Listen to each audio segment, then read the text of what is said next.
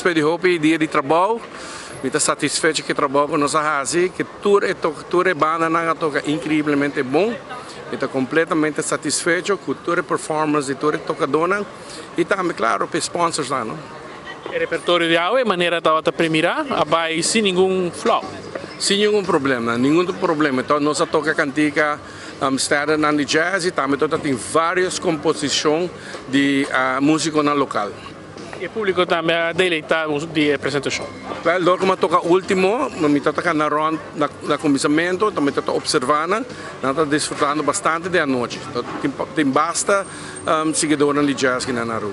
Isso é algo que dá atenção cada vez mais anos, porque tem mais interesse para o qual é música e gênero de jazz. So, well, maneira me estou fazendo para 16 anos acaba.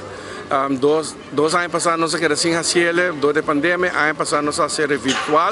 Então a gente promete viajar com nós back live, então tem hobby gente a bem sair para Wagdas. Então hobby contente que sei.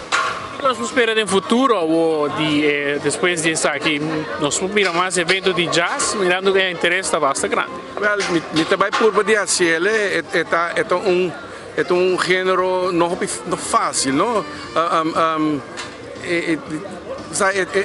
É diferente do gênero popular, não? É um outro approach, não? Permite desejar-se para ter mais atividade assim. O senhor percebe como maestro, porque também interesse nos jovens para gênero aqui, então tem vários caras jovens também que participam.